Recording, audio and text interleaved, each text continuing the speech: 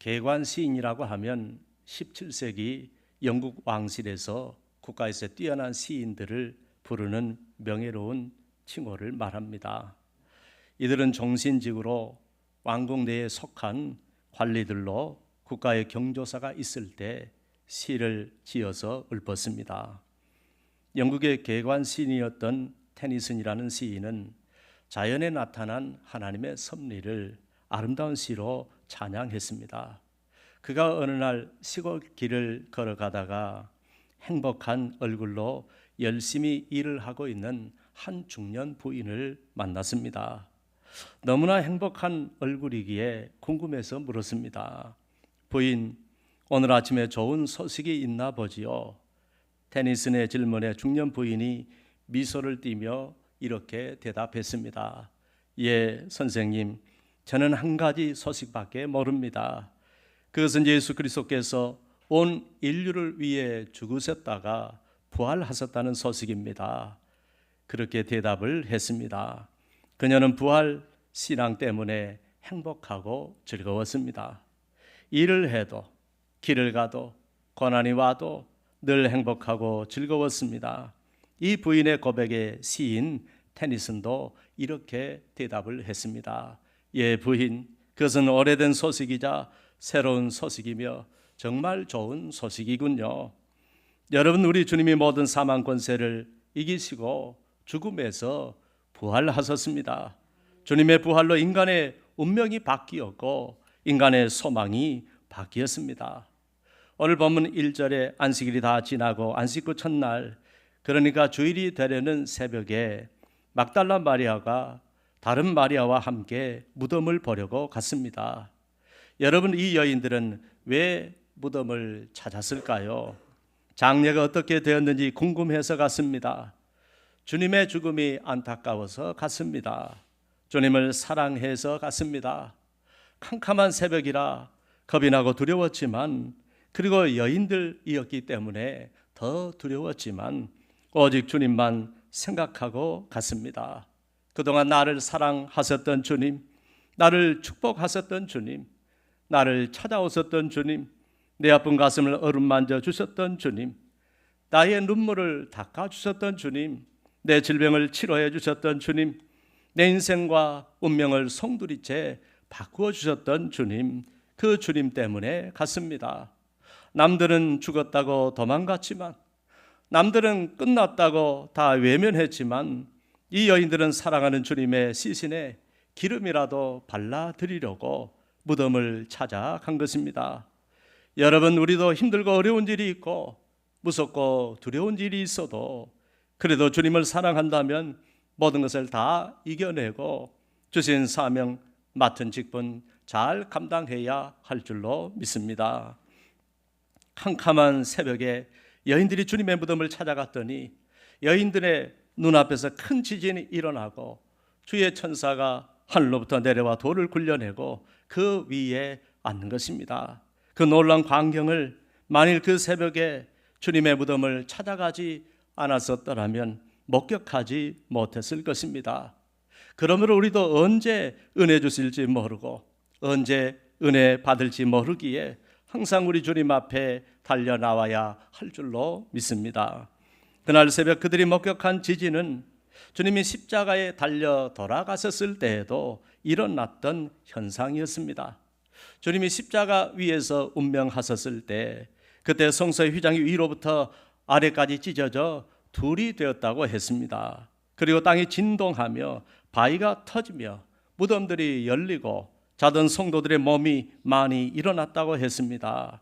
그런데 이번에도 큰 지진이 일어난 것입니다. 그리고 그들 앞에 나타난 주의 천사도 맨 처음 마태복음 1장 2장에서 예수님 탄생 때문에 요셉과 동방 박사에게 나타났었는데 오늘 맨 마지막 장 마태복음 28장에서 이번에는 예수님의 부활 문제로 다시 나타난 것입니다. 이렇게 지진이 일어나고 천사가 내려오는 장면을 보면 주님의 처음과 마지막을 하나님께서 주장하고 계심을 알 수 있습니다. 그리고 온 천하 만물을 움직이시는 전능하신 분은 하나님이심을 알 수 있습니다. 여러분, 하나님께서 지진을 일으키셨습니다. 그리고 그분의 천사들을 보내주셨습니다. 이 천사가 하늘에서 내려와 돌을 굴려내고 그 위에 앉는 것입니다. 이런 일들은 우리가 보기에는 엄청난 사건임에 틀림이 없지만, 그러나 우리 하나님이 하시면 식은 죽 먹기인 줄로 믿습니다. 그분이 무덤 문을 여는 것, 죽은 자를 살리는 것, 부활하게 하시는 것, 전능하신 하나님 그분이 하시면 아주 식은 죽 먹기인 줄로 믿습니다. 우리 인간으로서는 도저히 안 되는 일이지만, 꿈에서도 생각할 수 없는 일이지만 하나님으로서는 다 할 수 있는 것입니다. 전능하신 그분은 동정녀 탄생도 죽은 자의 부활도 얼마든지 가능한 것입니다. 전능자는 되는 것입니다. 마지막 날에 우리의 부활도 그분이 하시면 다 가능한 줄로 믿습니다. 그러므로 로마 병정들은 주님의 무덤 문을 헛되이 지키고 있었습니다. 그들이 아무리 철동같이 지켜도 하나님이 무덤 문을 여시고 일으키시기에 주님께서 부활하신 줄로 믿습니다. 무덤에 앉아있는 천사를 보니까 그 형상이 번개 같았습니다. 그 옷은 눈같이 희었습니다. 주님의 시신을 지키던 로마 군병들도 이걸 보고 무서워하며 벌벌벌 떨며 마치 죽은 사람과 같이 되었습니다. 여러분, 여인들도 보았고 로마 군인들도 보았는데 로마 군인들은 벌벌벌 떨었습니다. 이걸 보면 주님을 사모하는 영혼과 주님을 믿지 않는 영혼의 두려움은 다른 것입니다. 여러분, 마지막 날은 이 정도 하고는 비교할 수가 없는 것입니다. 더 두려운 날이 될 것입니다. 그때는 사시나무 떨듯이 불신자들에게는 마치 죽은 사람과 같이 가장 두렵고 무서운 날이 될 것입니다. 그러므로 우리는 항상 그날을 준비하며 살아야 합니다. 죽음 준비, 하나님 앞에 가서 설 준비를 하며 살아야 합니다. 우리는 부활신앙으로 모든 죽음과 심판의 두려움을 이기며 살아가십시다. 천사가 여자들에게 너희는 무서워하지 말라, 십자가에 못 박히신 예수를 너희가 찾는 줄을 내가 아노라고 했습니다. 이미 천사는 다 알고 있었습니다. 무엇이 문제인지, 어디가 문제인지, 누구를 찾는지 다 알고 있었습니다. 왜냐하면 하나님이 알려주셨기 때문입니다. 여러분, 사람들은 몰라도 하나님은 다 아시는 것입니다. 우리가 지금 이곳에 왜 왔는지, 무엇 때문에 왔는지, 왜 예배를 드리는지 다 아시는 것입니다. 여러분이 십자가에 달려 돌아가신 예수 그리스도를 구주로 믿고 부활하신 주님을 믿는 줄을 다 아시는 것입니다. 천사는 그가 여기 계시지 않고 그가 말씀하신 대로 살아나셨느니라고 했습니다.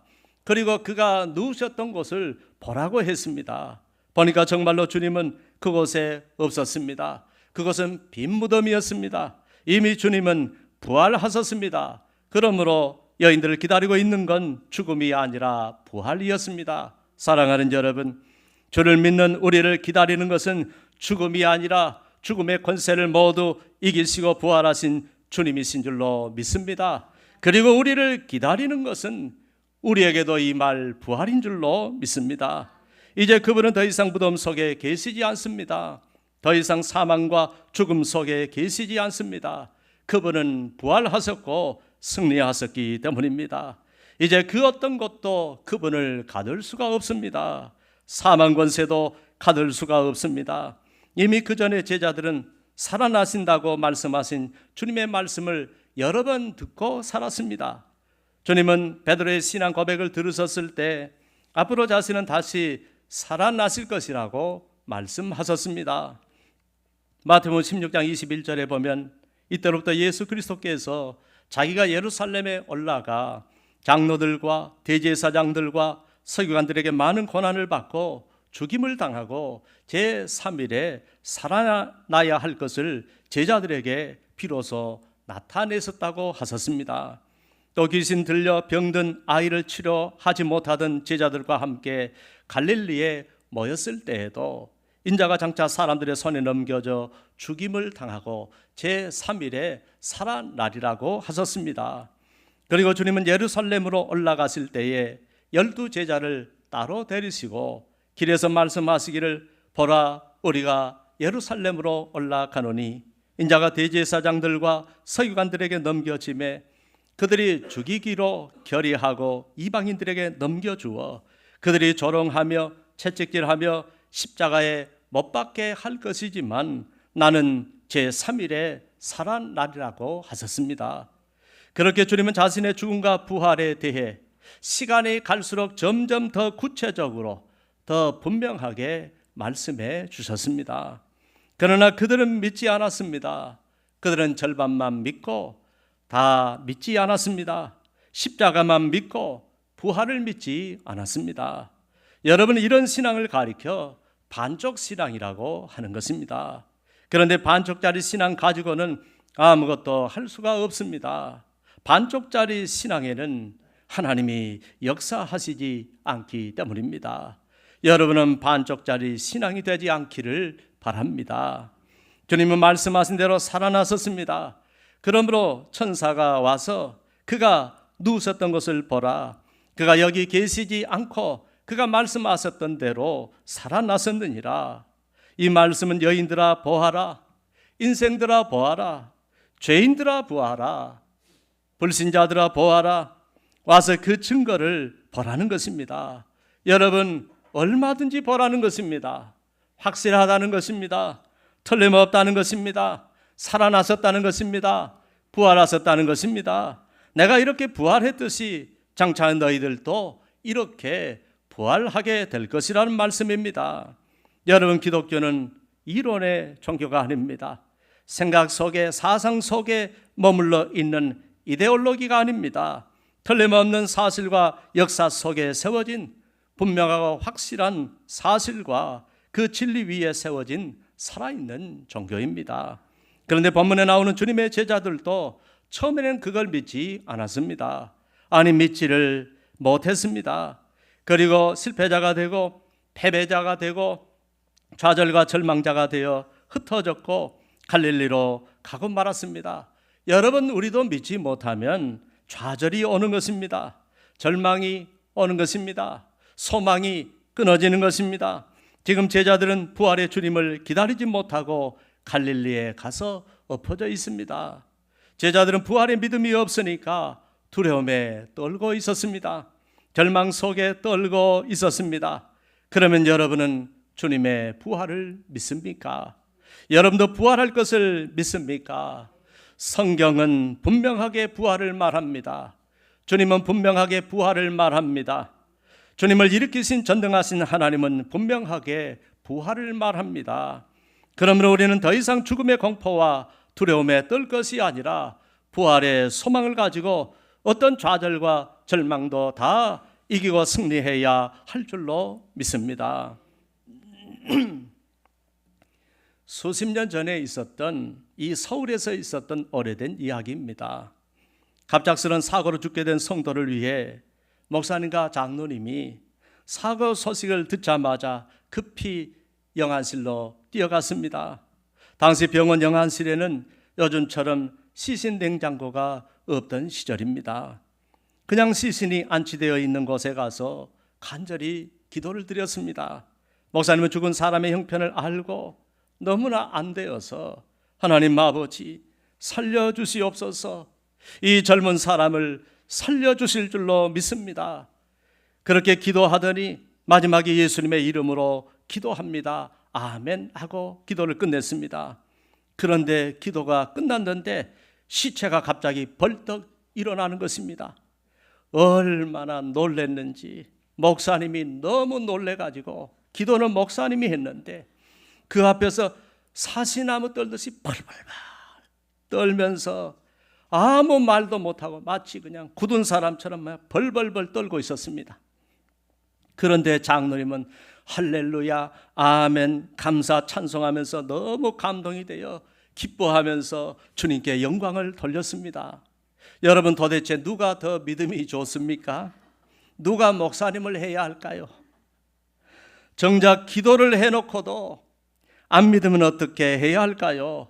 이런 일들은 아주 드문 일이지만 주님을 믿는 나라에서는 이런 일들이 종종 일어나고 있습니다. 우리는 생사의 주권을 가지고 계신 그 능력의 주님이 이 세상 마지막 날에 우리를 얼마든지 부활하게 하실 줄로 믿습니다. 천사는 또 너희는 빨리 가서 주의 제자들에게 그가 죽은 자 가운데서 살아났었고 너희보다 먼저 갈릴리로 가시나니 너희가 거기서 그분을 배우리라 하라. 주님께서 보라 내가 너희에게 일렀느니라고 하셨습니다. 천사들이 보라 내가 너희에게 일렀느니라고 하셨습니다. 부활하신 주님이 제자들보다 먼저 갈릴리로 가서 기다리시겠다고 하셨습니다. 그런데 주님이 십자가 사건이 일어나기 전에 그 전에 미리 부활하신다고 일러주셨기에 부활의 기쁜 소식은 여러분 누가 가장 먼저 알아야 하고 누가 믿고 있어야 할까요? 누가 그리고 이 소식을 다른 사람들에게 전해 주어야 할까요? 제자들입니다. 이것이 누구의 1차적인 사명일까요? 제자들입니다. 제자들이 여인들에게 이 사실을 전해 주었어야 했습니다. 그런데 거꾸로 여인들이 제자들에게 부활의 소식을 전해주고 있습니다. 그것도 멀리 가서 전해 주어야 합니다. 도대체 그들이 어디 갔길래, 도대체 그들이 모두 다 어디로 도망갔길래 여인들이 거기까지 가서 전해 주어야 하는 것입니까?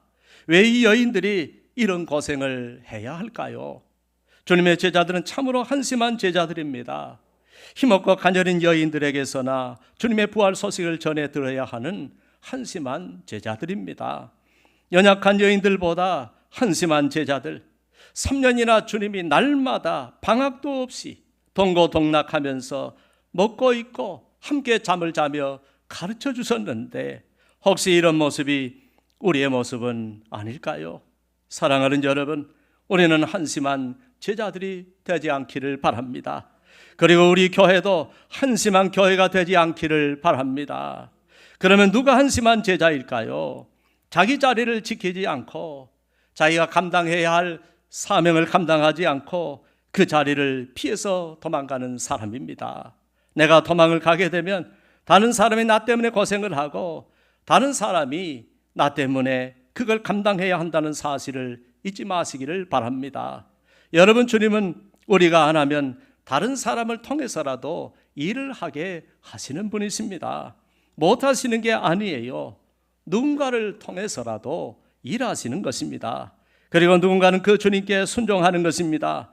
그래서 그 누군가는 내 대신 은혜를 받고 내 대신 축복을 받고 내 대신 주님의 사랑을 받는 것입니다. 그러므로 우리는 우리의 직분에 걸맞게, 사명에 걸맞게, 위치에 걸맞게, 받은 은혜에 걸맞게 우리 주님을 잘 섬겨야 할 줄로 믿습니다. 이제 더 이상 죽음이 지배하는 역사는 끝이 났습니다. 부활의 새 아침이 밝았습니다. 우리 인간들에게도 소망이 생겼습니다. 살 소망, 부활의 소망이 생겼습니다. 영원한 절망 가운데 살던 우리 인생들에게 영원한 살 소망이 생긴 것입니다. 이제 더 이상 죄인들을 가두어 놓던 무덤들도 사망 권세도 주님의 부활의 능력 앞에서 다 물러가게 된 것입니다. 여러분, 새벽에 이런 일들이 벌어지고 새벽에 천사들이 나타나고 새벽에 부활하신 주님이 나타나니까 여인들이 얼마나 무서웠을까요? 왜 주님은 새벽에 으스름할 때 나타나셨을까? 밤도 있고 낮도 있는데 왜 하필 새벽일까요? 어둠을 이기는 새벽이기 때문입니다. 흑암의 권세를 이기는 새벽이기 때문입니다. 새 날을 새롭게 맞이하는 새벽이기 때문입니다. 그러므로 오늘 우리가 맞은 이 새벽은 이제 더 이상 사망 권세에 지배당하던 과거의 새벽이 아니라는 것입니다. 죽음의 심판과 죽음과 심판의 새벽이 아니라 구원의 새벽이라는 것입니다. 좌절과 절망의 새벽이 아니라 소망의 새벽이라는 것입니다. 주님이 내가 그 부활의 새벽을 여는 자라는 것입니다. 그러므로 부활의 새벽은 마귀는 도망가는 새벽이지만, 어둠의 세력은 도망가는 새벽이지만, 부활의 주님이 우리를 찾아오시는 새벽인 줄로 믿습니다. 부활의 기쁜 소식을 들은 여인들은 무서움과 큰 기쁨으로 빨리 무덤을 떠나 제자들에게 알리려고 다름질을 쳤습니다. 여러분 보십시오. 그들은 달리고 있습니다. 빨리 달리고 있습니다. 부활하신 주님을 보고 기쁨으로 달리고 있습니다. 절망 속에 있는 그들에게 부활의 기쁜 소식을 빨리 전해주려고 새벽부터 달리고 있습니다.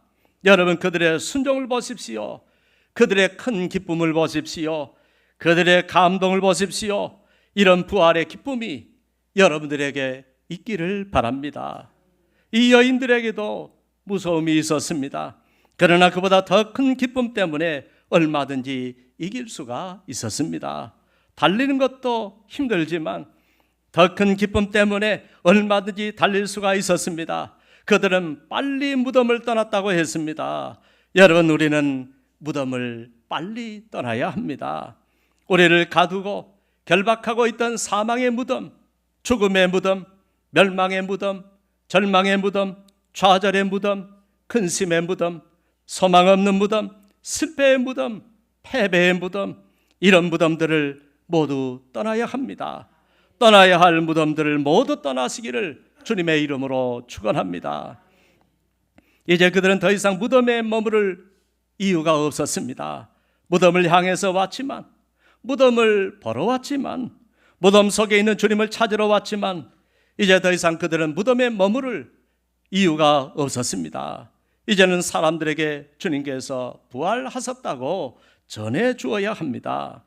부활의 소식을 몰라서 여전히 절망 속에 있는 그들에게, 여전히 좌절 가운데 놓여 있는 그들에게, 여전히 모든 걸 포기하고 주저앉아 슬픔 가운데 있는 그들에게 가서 주님의 부활을 전해 주어야 합니다. 이제 그들은 너무 급합니다. 더 이상 여기서 지체할 수가 없습니다. 그래서 달리고 또 달리고 있습니다. 사랑하는 여러분, 지금 이 세상의 모든 영혼들은 다 급합니다. 그들은 언제 이 세상에 무슨 일을 당할는지 모르고 이 세상 언제 떠날는지 모릅니다.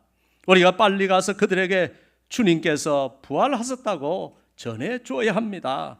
당신들도 구원받을 수 있는 길이 열렸다고 전해 주어야 합니다. 부활의 소망이 생겼다고 전해 주어야 합니다. 부활하신 주님을 믿는 사람은 부활하시는 주님을 전해주는 것이 가장 큰 사명입니다. 그래서 그들은 아직도 새벽인데도 달리고 있습니다. 그렇게 달리고 있는데 부활하신 주님이 그들에게 나타나 주셨습니다. 할렐루야. 그리고 그들을 만나 주셨습니다. 그리고 그들에게 말씀을 주셨습니다. 주님은 조금 전 만났던 천사들이 말했던 그대로 말씀하셨습니다. 그러면 아까 그 천사는 누가 보낸 천사라는 말입니까? 주님이 보내신 천사라는 말입니다. 그들은 주님께 속한 천사였습니다.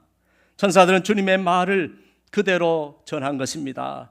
우리도 한 성령이 역사하고 있다면 오늘 우리 장로님 기도처럼 우리는 주님과 같은 말, 주의 종과 같은 말을 해야 할 줄로 믿습니다. 같은 생각을 품어야 할 줄로 믿습니다. 같은 비전을 보아야 할 줄로 믿습니다. 여러분과 저에게 한 성령이 역사하는 주의 자녀들이라면 우리는 같은 말을 하며 살아야 합니다. 같은 뜻을 품고 같은 생각을 품고 같은 비전을 품어야 할 줄로 압니다. 사랑하는 여러분, 오늘 주님은 언제 이 여인들을 만나 주셨습니까? 그들이 부활의 소식을 전하러 갈 때입니다. 주님은 부활의 사명을 그들이 이행하려고 달려가는 그 길 위에서 그들을 만나 주신 것입니다. 지금도 주님은 직분을 감당하고 사명을 감당하는 자를 만나 주시는 것입니다. 그래서 열심히 주님을 위해 헌신하는 자, 열심히 주님의 복음을 전하며 사는 자에게 은혜를 주시기에 그 사람의 믿음이 더 좋은 것입니다. 여러분들은 주님이 주신 사명을 잘 감당하시는 성도들이 되어 항상 주님이 주시는 은혜를 받고 살아가시는 성도들이 되시기를 바랍니다. 주님께서 부활의 소식을 가지고 가는 그들에게 평안하냐고 물었습니다. 여러분, 이제는 평안하냐는 것입니다. 불안했던 우리 인생, 절망과 좌절 속에서 헤매이던 우리 인생, 목자를 잃고 방황하던 우리 인생, 소망 없던 인생들아, 이제는 나를 보았으니 평안하냐는 것입니다. 지금 내가 살아났다, 너에게 영생의 소망이 생겼고 이제 너희도 나처럼 부활할 수 있다. 그러므로 이제는 너희가 평안해야 한다는 말씀입니다. 사랑하는 여러분, 그러면 여러분은 무슨 일을 만나든지 평안하십니까? 주님이 주신 믿음 안에서 늘 평안하시기를 바랍니다. 부활하신 주님이 나타나셔서 말씀하시니까 여인들은 깜짝 놀라 주님 앞에 나가 그 발을 붙잡고 경배하니라고 했습니다. 여러분, 지금 이 여인들은 주님을 금방 알아보고 있습니다. 누가복음 24장에 나오는 엠마오 마을로 가는 두 제자는 한참 동안 주님이 동행하셨는데도 알아보지를 못했습니다. 그들 곁에서 주님이 동행하면서 계속해서 말씀하셨지만 제자이면서도 심지어 함께 마을에 유하러 들어갔을 때에도 주님을 알아보지 못했습니다. 음식 잡수실 때에 떡을 가지사 축사하시고 떼어 그들에게 주시니 그때야 그들의 눈이 밝아져 알아봤는데 그들이 알아보자마자 주님은 그들에게 보이지 아니하셨다고 하셨습니다. 그런데 오늘 이 여인들은 알아보고 있습니다. 사모하는 여인들, 깨어있는 여인들, 주님 곁을 지키던 여인들, 무덤 속을 찾아온 여인들, 무엇보다 빈 무덤을 보고 놀랐지만 부활하셨다는 천사의 말을 듣고 부활의 소식을 전하기 위해 사명을 감당하는 여인들, 그녀들도 처음에는 잘 알아보지 못했지만 그러나 그리 오래지 않아 주님을 알아보았습니다. 아니, 더 정확하게 말하면 주님께서 그들이 알아볼 수 있도록 은혜를 주셨습니다. 사랑하는 여러분, 오늘날에도 누가 은혜를 입을까요? 주님은 누구에게 은혜를 내려주실까요? 말씀을 들었을 때 그 말씀을 온전히 믿고 그 말씀대로 사명을 감당하는 자입니다. 여러분, 놀라운 사실은 아무리 주님의 제자라도, 아무리 주의 사자라도, 주의 종이라도 그 자리를 떠나고 회피하고 도망가 있는 자에게는 영안이 닫히고 하늘이 닫힌다는 것입니다. 어떤 소식도 알지 못한다는 것입니다. 도대체 무슨 일이 일어났는지, 무슨 일이 일어나고 있는지, 하나님께서 어떤 역사를 일으키셨는지 그 역사와 섭리와 기적과 능력을 알지 못한다는 것입니다. 믿고 순종하지 않는 자는 하나님의 일하심을 알 수가 없는 것입니다. 저는 여러분들이 그런 불행한 인생을 살지 않기를 바랍니다. 엘리 제사장처럼 아둔하고 영적으로 어두운 자가 되지 않기를 바랍니다. 부활의 새벽을 놓친 제자들처럼 어리석은 제자들이 되지 않기를 바랍니다. 저와 여러분은 늘 깨어 기도하고 늘 깨어 순종하고 말씀대로 믿고 순종하고 헌신하고 충성하는 자들이 되어 주님께 은혜를 입으며 살아가시기를 바랍니다. 마지막으로 주님은 무서워하지 말라, 가서 내 형제들에게 갈릴리로 가라 하라, 거기서 나를 보리라고 하셨습니다. 원래 갈릴리는 주님이 계시던 곳이 아니었습니다. 제자들이 살던 곳이었습니다. 그런데 갈릴리에서 보자는 것입니다. 무슨 말일까요? 주님은 제자들을 위하여 갈릴리로 찾아오신다는 것입니다. 여러분, 우리 주님은 이런 분이십니다.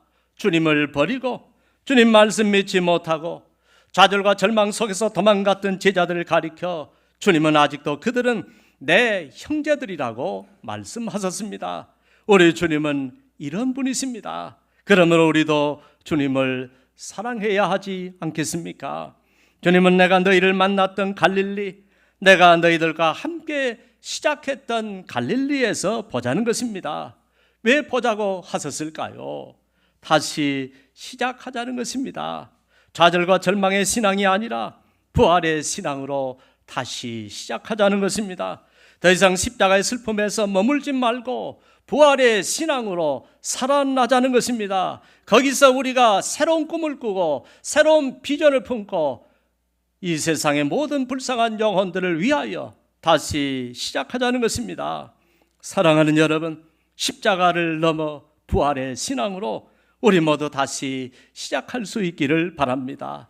그래서 주님이 원하시는 십자가 신앙과 부활 신앙을 함께 가지고 늘 승리하시는 주님의 복된 성도들이 되시기를 우리 주님의 이름으로 축원합니다. 기도하겠습니다. 하나님 아버지, 그가 누우셨던 곳을 보라. 우리 주님은 부활하셨습니다. 우리는 그냥 하는 얘기가 아니라 역사 속에서 실제로 있었던 사건, 많은 사람들이 목격했던 사건, 천사가 와서 증명하고 특별히 부활하신 주님이 나타나셔서 만나주시고 손에 못자국, 허리에 창자국 보여주시면서 알게 하셨던 그 놀라운 역사적인 사건, 부활의 그 사건, 40일 동안이나 우리 인생들과 함께 계시면서 부활하신 주님이 우리에게 증거하셨던 그 주님의 부활을 우리가 믿게 하여 주옵소서. 그리고 우리도 주님의 은혜 가운데 주님의 부활의 능력으로 하나님의 마지막, 우리 인생의 마지막 날에 우리를 구원하실 때 우리도 부활하신다는 사실을 알고 믿음으로 모든 삶에서 승리하며 고난도 이기고 슬픔도 이기고 절망 같은 현실도 이겨내는 우리 모두가 되게 하여 주옵소서. 예수님의 이름으로 기도합니다. 아멘.